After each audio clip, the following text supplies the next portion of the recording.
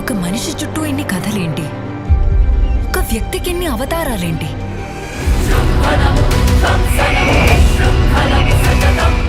పెళ్లి పుస్తకం.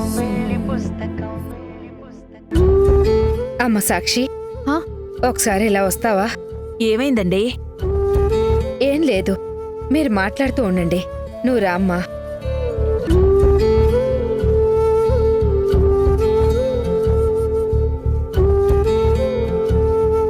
ఏమైందండి? నీతో ఒక ముఖ్యమైన విషయం మాట్లాడాలమ్మా. ఏంటండి అది? నందు నీ మీద కోపం చూపించడానికి కారణం ఏంటో తెలుసా అమ్మా? మేము ఆ ఇంట్లో ఉండటం ఆయనకి ఇష్టం లేదు. అది డైరెక్ట్గా చెప్పలేక కోపం చూపించేవారు. కారణం లేకుండా మా మీద అరిచేవారు. లేదమ్మా, నువ్వు అపార్థం చేసుకుంటున్నావు. నిజమేంటో నా ఒక్కదానికే తెలుసు. ఈ నిజం ఎప్పుడో చెప్పుంటే మీ ఇద్దరి మధ్య దూరం, ద్వేషం ఇంతగా పెరిగేది కాదు.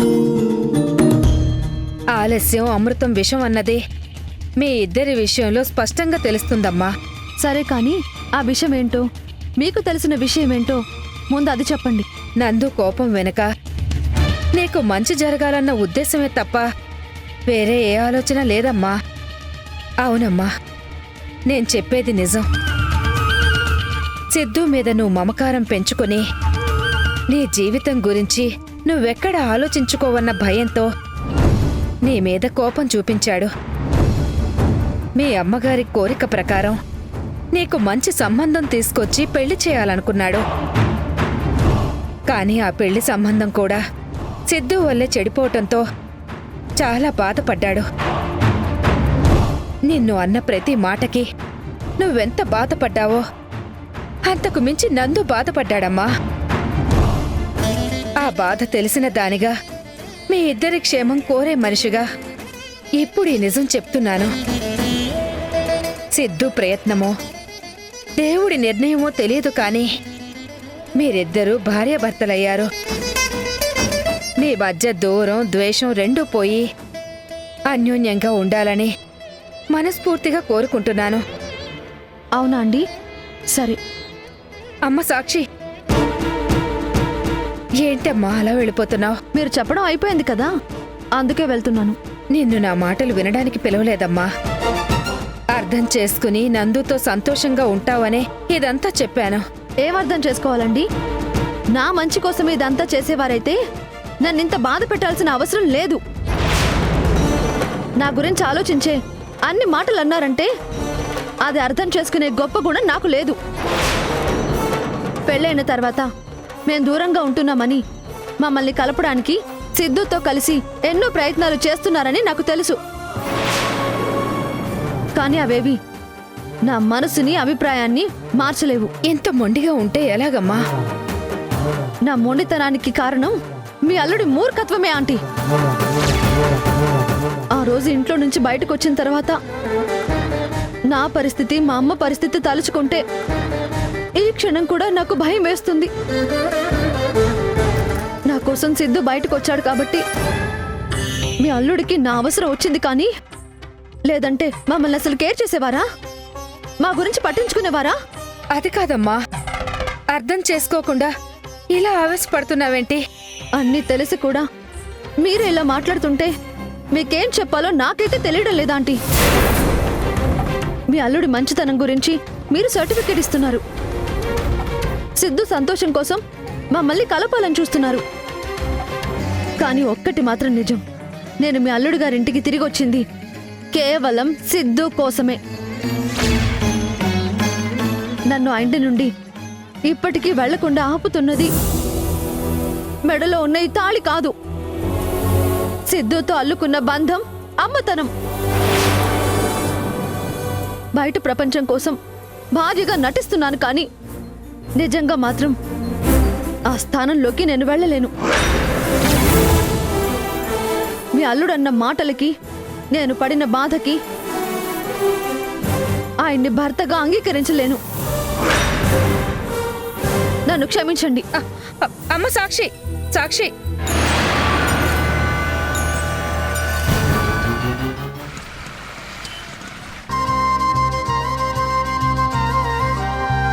ఈ టాబ్లెట్ ఎక్కడ పెట్టానో కనిపించడం లేదు.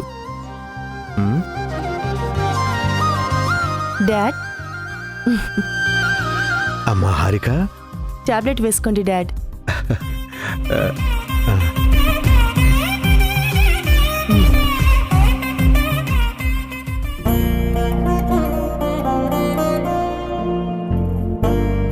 ఇలా టాబ్లెట్స్ ఎక్కడెక్కడో పెట్టి మర్చిపోతే ఎలా డాడ్? ఎక్కడున్నా తీసుకురావడానికి, నాకేమైనా చూసుకోవడానికి నువ్వు ఉన్నావు కదమ్మా. అసలు నేనే నిహారికాని చెప్పకుండా ఉంటే ఏం చేసేవారు?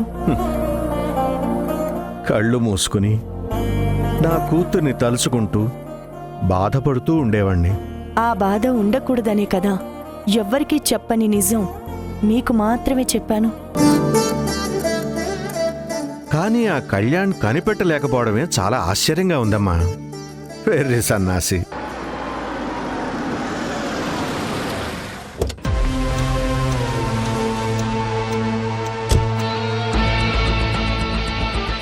కొత్తలో అనుమానం వచ్చింది డాడ్.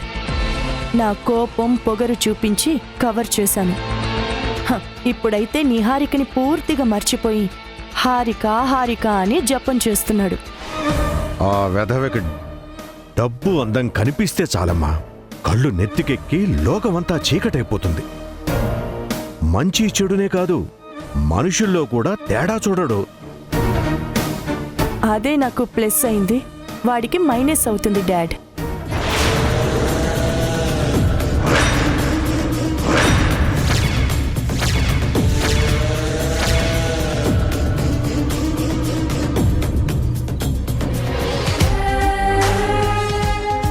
ఏది ప్లస్ ఎవరికి మైనస్? అంటే అది బిజినెస్ ట్రెండ్ గురించి మాట్లాడుకుంటున్నాం. మార్కెట్ మీద పొలిటికల్ ఇన్ఫ్లుయెన్స్ ఎక్కువగా ఉందని హరిప్రసాద్ గారు అంటుంటే నా ఒపీనియన్ చెప్తున్నానంతే. ఓ, ఇంతకీ నువ్వెందుకొచ్చావు? ఆగిన గుండె తిరిగి కొట్టుకుంటుందని తెలిసింది. ఆ గుండెని పదిలం చేసే ఒక గుడ్ న్యూస్తో వచ్చాను మామయ్య. ముందు న్యూస్ ఏంటో చెప్పు. అది గుడ్డో బ్యాడో నేను చెప్తాను. నేను అభిలాష పెళ్లి చేసుకోబోతున్నా.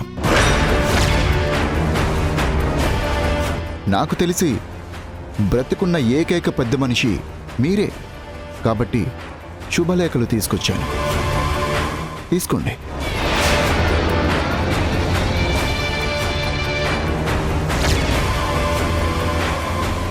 ఏంటి హారికాని చూస్తున్నారు? ఓ, ఆవిడికి ఇవ్వడం లేదనా? ఈ పెళ్లికి పెద్ద, మా ఇద్దరి మధ్య సంధానకర్త హారిక గారు కాబట్టే ప్రత్యేకించి కార్డు ఇవ్వడం లేదు. అమ్మా, వీడి వల్ల నా కన్న కూతురు, ఇంట్లో మనశ్శాంతి అన్నీ దూరమయ్యాయి. నా కూతురు రూపంలో ఉన్న నువ్వు నాకు సపోర్ట్ చేయాల్సింది పోయి వీడికి కొమ్ము కాయడం ఏంటి? నాకు మనుషుల గతం కన్నా భవిష్యత్తే ముఖ్యం. మీ కూతురి విషయంలో ఏం జరిగిందో తెలియదు, కానీ కళ్యాణ్ టాలెంట్, నాలెడ్జ్ నాకు బాగా తెలుసు. అతన్ని పెళ్లి చేసుకుంటే లైఫ్ మొత్తం మారిపోతుందని నమ్మకం ఉంది. Thank you Harika.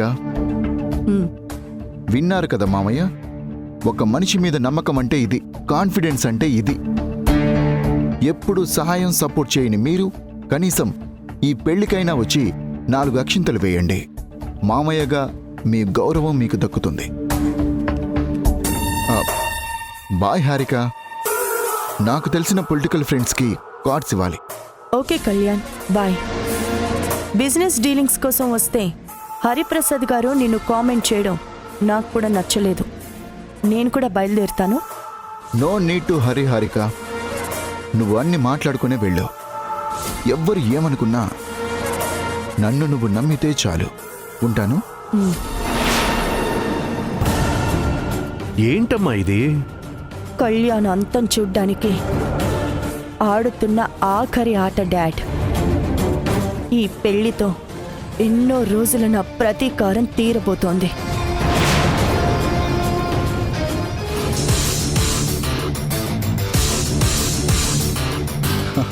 What a timing మర్దల్స్. ఇప్పుడే మీ డాడీకి నా పెళ్లి శుభలేఖ ఇచ్చాను. ఇద్దరు బాగా చదువుకొని పెళ్లికి వచ్చేయండి. మీ రాక కోసం నేను అభిలాష ఎదురు చూస్తూ ఉంటాం. మొగుణ్ణి వదిలేసి వచ్చిన ఆవిడ, పెళ్ళాన్ని చంపిన నువ్వు, పెళ్లి అన్న పదానికి ఉన్న గౌరవాన్ని నాశనం చేసిన మీ ఇద్దరికి పెళ్ళా? ఈ కళ్యాణ్కి అంతకన్నా గొప్ప బ్రైడ్ ఎక్కడ దొరుకుతుంది? ఆ అభిలాషకి ఇతన్ని మించిన పర్ఫెక్ట్ వేరే ఎవరు తగులుతారు? ఇద్దరికిద్దరు మోస్ట్ అన్నోయింగ్ జోడీ అవుతారు. తప్పు టెడ్డీ, మీ బెస్ట్ ఫ్రెండ్ మమ్మ గురించి అలా మాట్లాడకూడదు. నాకు తెలిసి సిద్ధు ఫ్యామిలీ కూడా వస్తుంది. సో మీరు కూడా తప్పకుండా రావాలి. ఓకేనా? బాయ్.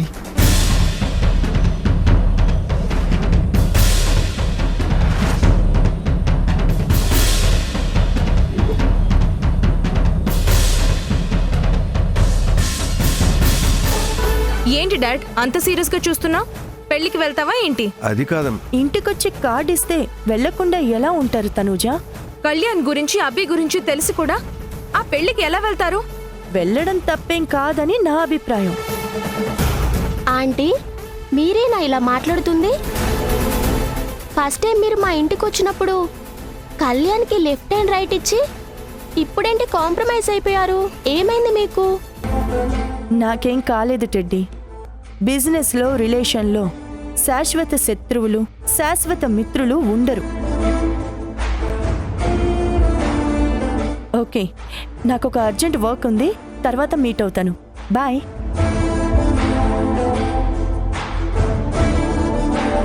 హారికకి ఏమైంది డాడ్? ఎందుకు ఇలా మాట్లాడుతుంది? నీ హారిక ఆడే నాటకం కళ్యాణ్ నిజస్వరూపం బయటపడే వరకు వీళ్లే కాదు, అందరూ నా కూతుర్ని అపార్థం చేసుకుంటారు.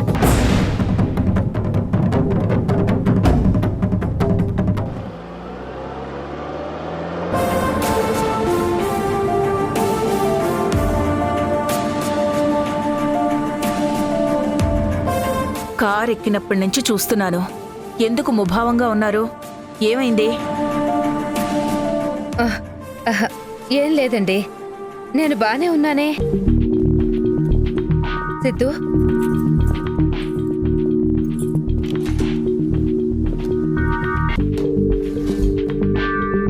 పప్పా, దిస్ ఈస్ నాట్ గుడ్. ఇది మీ ఎంత ఆఫీస్ కార్ అయితే మాత్రం నువ్వు పెద్ద లీడర్లా ఫ్రంట్లో కూర్చోవాలా? మాతో పాటు వెనకొచ్చి కూర్చోవచ్చు కదా. వెనక్కెందుకు సిద్ధు, మీరు ఫ్రీగా కూర్చోండి. సీటు మొత్తం కూర్చోడానికి నువ్వేం లడ్డు బాబు కాదు. నీలాంటి వాళ్ళు ఇద్దరు ఈజీగా సరిపోతారు. వెనక్కి రా పప్పా. సరే డ్రైవర్, కార్ పక్క కాపు.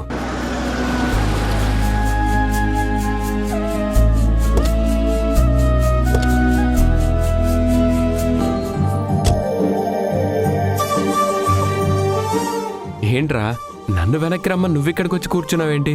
నాకు ఈ సీట్ అంటే చాలా ఇష్టం పప్పా. మీ అందరికి ఇప్పుడు నేను లీడర్ని. సైలెంట్గా వెనక్కి కూర్చో.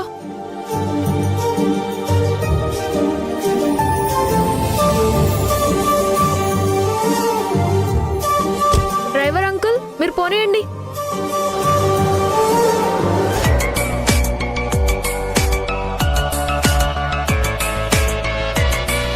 అంకుల్, స్పీడ్గా పోనీ.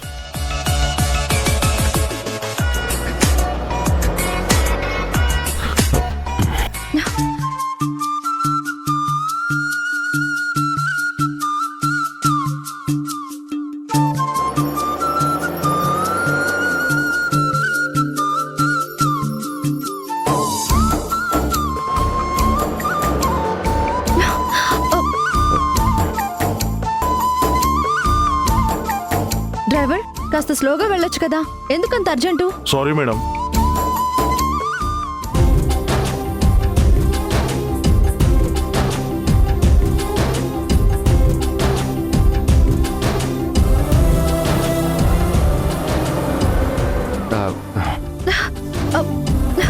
కారాపు. ఎప్పుడు బాగానే డ్రైవ్ చేస్తావు కదా, ఈ రోజు ఏమైంది? సారీ సార్, ఈ రోడ్ బాగాలేదు సార్. కాదు, నీ డ్రైవింగ్ బాగోలేదు. నేను డ్రైవ్ చేస్తాను, నువ్వు పక్కన కూర్చో. సిద్ధు, నువ్వు వెనక్కి వచ్చి కూర్చో. డ్రైవర్ ఉండగా నువ్వు డ్రైవ్ చేయడం ఎందుకు పప్పా? ఇప్పటి నుండి స్లోగా వెళ్ళేలా నేను చూసుకుంటా. ఏం అవసరం లేదు, నువ్వు వచ్చి వెనక్కి కూర్చో, నేను డ్రైవ్ చేస్తా.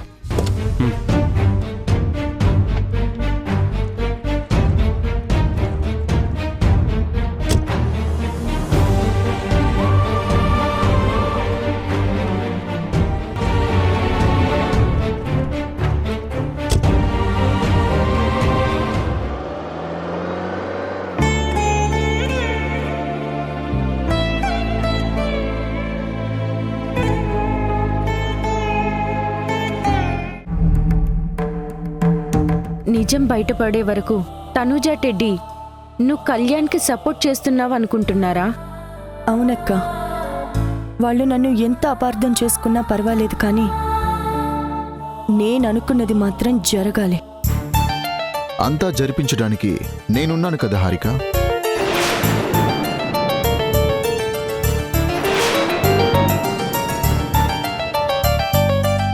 ఇలా తలుచుకున్నామో లేదో భలే వచ్చావు కళ్యాణ్. ఏ క్షణం మీ ఇంటికొచ్చినా నా గురించే మాట్లాడుకుంటారని నాకు తెలుసు సుగుణ గారు. నా ఇంపాక్ట్, ఇన్ఫ్లుయెన్స్ అలాంటివి మరి. అంతేనా హారిక? అది ప్రత్యేకించి చెప్పాలా? ఈరోజు మీకోసం ఒక స్పెషల్ గెస్ట్ని తీసుకొచ్చాను. గెస్టా? ఎవరు? ప్రజ్వల్.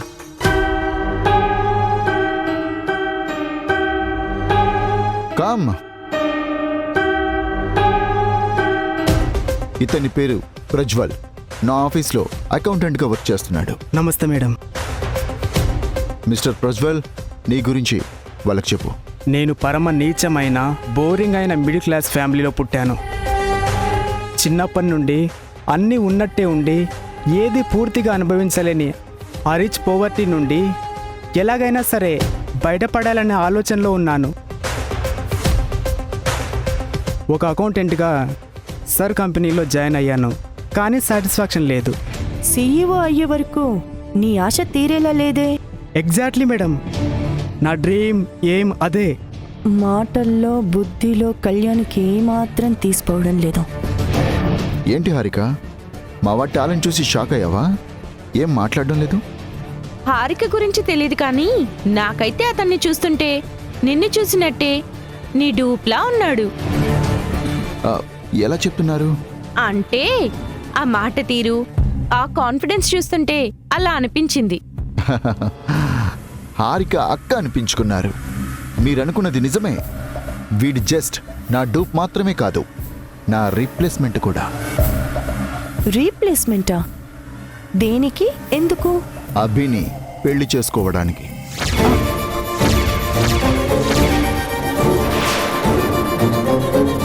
ఏంటి ఇద్దరు అలా షాక్ అయ్యారు?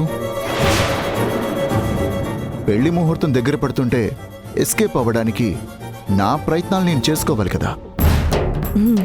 అదే ముహూర్తానికి నేను నీ మెడలో తాళి కడుతుంటే ప్రజ్వల్ అభిని పెళ్లి చేసుకుంటాడు. పెళ్లి పెళ్లి అని ఎగిరి గంతులేస్తున్న అభికి ప్రజ్వల్తో చెక్ పెడతాను.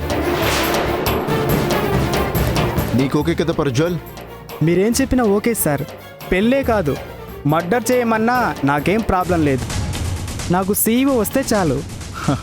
That's my boy. చూసావా హారిక, నా డూపు నాకన్నా వైల్డ్గా స్ట్రాంగ్గా ఉన్నాడు. ఓకే ప్రజ్వల్, నువ్వెళ్ళు, నేను కాల్ చేస్తాను. Okay sir, thank you madam. Thank you, bye. డబ్బుకి లోకం దాసోహం అంటే ఇదే హారిక. ఏ డబ్బు చూసి అభి నా దగ్గరకు వచ్చిందో ఆ డబ్బుని ఎరవేసి దాన్ని అడ్డు తప్పిస్తున్నాను. ఎలా కళ్యాణ్ ఇలాంటి దురాలోచనలు? అదే ఇంత దూర ఆలోచనలు ఎలా వస్తాయి?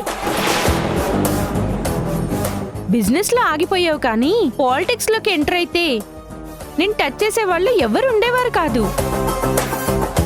ఏదో అంతా మీ అభిమానం. అవసరం మనిషిలో కొత్త కొత్త ఆలోచనలు పుట్టిస్తుంది. మీ చెల్లి నా జీవితానికి చాలా అవసరం. రోజు రాత్రిలో నిద్రపోకుండా తన గురించి ఆలోచిస్తున్నాను. అప్పుడు తట్టిన ఐడియాని నా డూప్.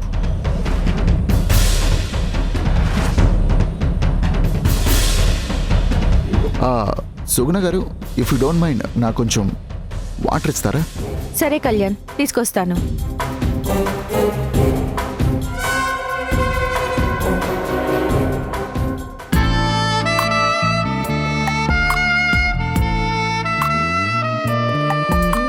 నీకోసం ఇన్ని చేస్తున్నాను, మరి నా కోసం నేను కూడా చాలా చేస్తున్నాను కళ్యాణ్. ఒక్కొక్కటిగా నీకు తెలుస్తుంది. Just wait. షూర్ హారిక, నీకోసం కాకపోతే ఇంకెవరి కోసం వెయిట్ చేస్తాను.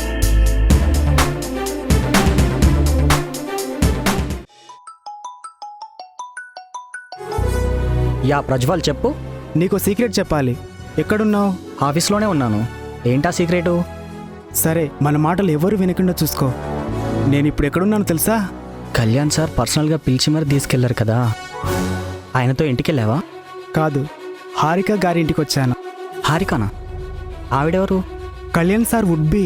కళ్యాణ్ సార్ అభి మేడంని కదా పెళ్లి చేసుకుంటుంది. మధ్యలో ఈ హారిక ఎవరు?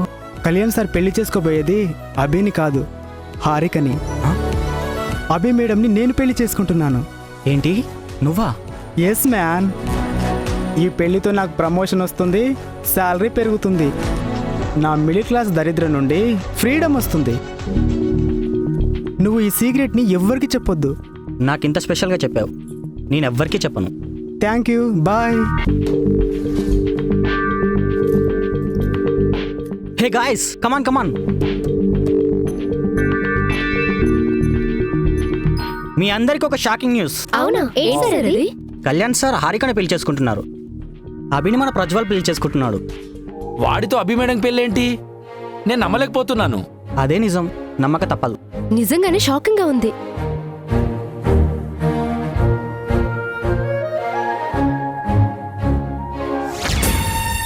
హారికతో పెళ్లికి లైన్స్ మొత్తం క్లియర్ అయ్యాయి. ఇక రాకెట్లా దూసుకుపోవడమే. హారిక, ఆ కళ్యాణ్ అభి పెళ్లికి చెక్ పెడుతున్నాను అనుకుంటున్నాడు, కానీ వాడి లైఫ్కి చెక్ పెట్టడానికి నువ్వు ప్లాన్ చేస్తున్నావని తెలుసుకోలేకపోతున్నాడు. తెలుసుకోకపోవడమే మంచిదక్క.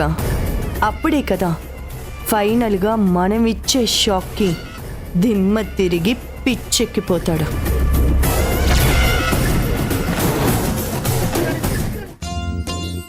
రైస్ కాదు బాబు, మీ ఇద్దరి కోసం ప్రసాదం చేశాం.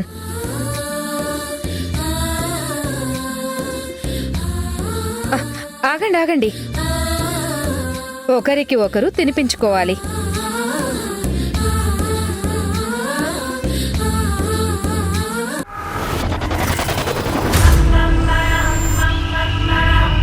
విధ్వంసన్నాపే వినాశనం నేను. కొంతమంది చూపు మనిషి ఊపిరి ఎప్పుడు ఆగాలో డిసైడ్ చేసే చూపు.